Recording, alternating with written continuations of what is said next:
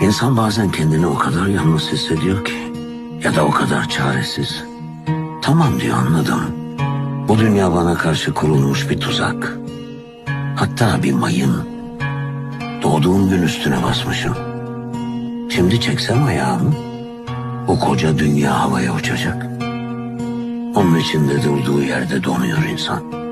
Nefes almaya bile korkuyor. Geriye de işte yalnızlık kalıyor.